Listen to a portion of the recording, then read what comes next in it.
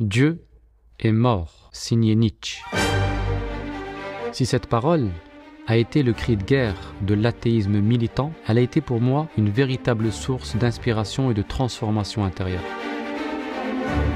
L'athéisme philosophique de Nietzsche a paradoxalement réveillé et stimulé ma quête intérieure de Dieu. De manière générale, la philosophie, en tant qu'aspiration à la sagesse, a énormément contribué à nourrir mon cheminement spirituel et à comprendre le sens profond de ma religion. Et c'est de ce mariage entre philosophie et spiritualité qu'est né l'olivier, symbole coranique du savoir intemporel. L'olivier est une académie qui dispense un enseignement qui conjugue harmonieusement philosophie et spiritualité. La première pour apprendre à conduire ses idées et sa pensée, et la seconde pour apprendre à guider son âme. Si vous êtes aussi habité par une quête ou tiraillé par des doutes, ou si tout simplement vous éprouvez le besoin de réfléchir ou de cheminer, nous serons heureux de vous compter parmi nos académiciens et faire partie de cette belle aventure à l'ombre de l'olivier.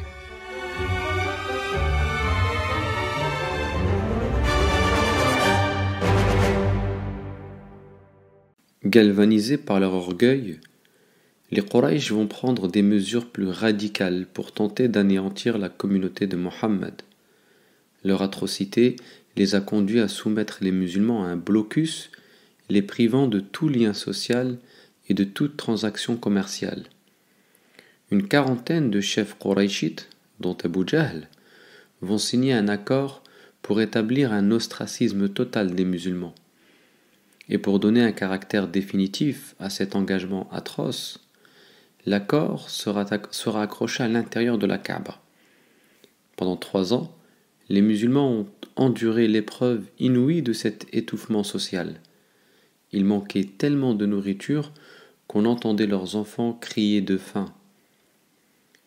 Gagnés par un sentiment de pitié, certains Quraysh ont jugé ce boycott infondé et contrevenant au code d'honneur des Mécois. Ils se sont donc employés à apporter discrètement de la nourriture aux musulmans.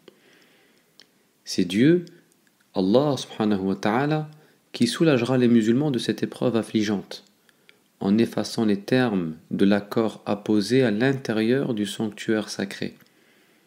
Dieu en informe le prophète alayhi salatu wassalam, qui s'empresse à son tour d'en informer son oncle Abu Talib.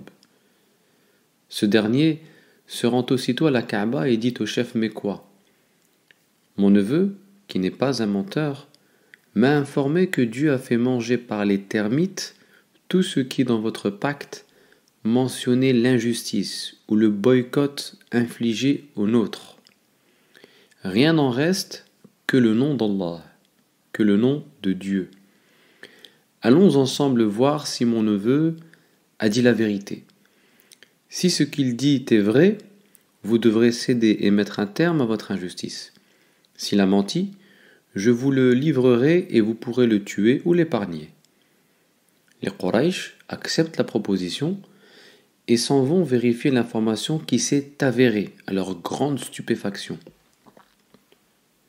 C'est ainsi qu'au bout de 3 ans, les musulmans ont été délivrés de cette douloureuse épreuve.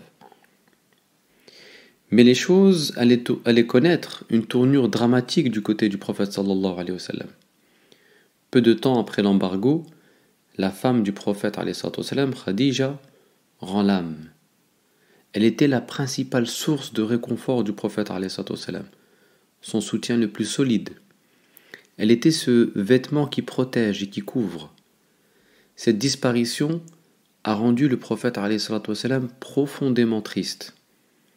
Il ne passa pas longtemps avant que son oncle, Abu Talib, autre soutien indéfectible, tombe malade avant de décéder, alors que le prophète est à son chevet. Cet homme avait assuré au prophète alayhi wa sallam sa protection avec dignité et courage, avec amour et respect, même s'il s'est obstiné jusqu'à son dernier souffle à renoncer au message du prophète sallallahu alayhi wa sallam pour une simple question de code d'honneur de son clan.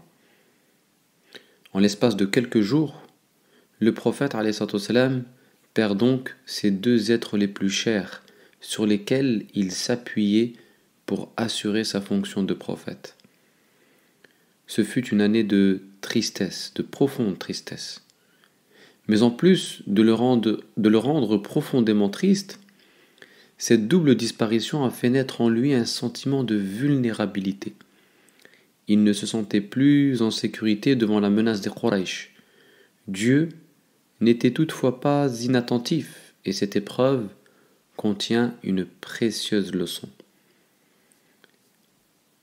En effet, Allah a privé le prophète sallallahu alayhi wa sallam de ses deux principaux protecteurs à un moment où il éprouvait un véritable besoin de protection, notamment au lendemain du boycott, et ce pour une seule et unique raison: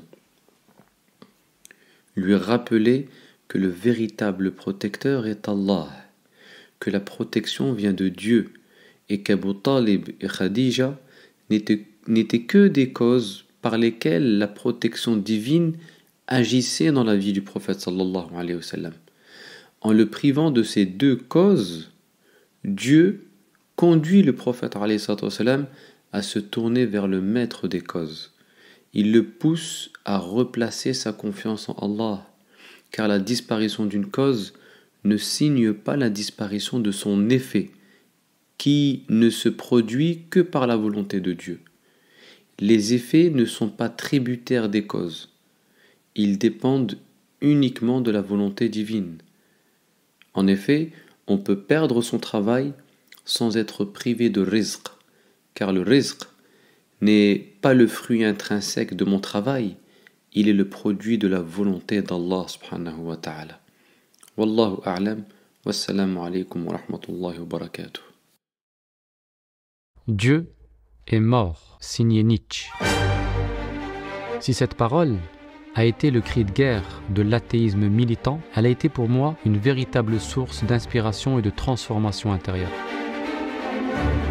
L'athéisme philosophique de Nietzsche a paradoxalement réveillé et stimulé ma quête intérieure de Dieu. De manière générale, la philosophie, en tant qu'aspiration à la sagesse, a énormément contribué à nourrir mon cheminement spirituel et à comprendre le sens profond de ma religion. Et c'est de ce mariage entre philosophie et spiritualité qu'est né l'olivier, symbole coranique du savoir intemporel. L'olivier est une académie qui dispense un enseignement qui conjugue harmonieusement philosophie et spiritualité. La première pour apprendre à conduire ses idées et sa pensée, et la seconde pour apprendre à guider son âme. Si vous êtes aussi habité par une quête ou tiraillé par des doutes, ou si tout simplement vous éprouvez le besoin de réfléchir ou de cheminer, nous serons heureux de vous compter parmi nos académiciens et faire partie de cette belle aventure à l'ombre de l'olivier.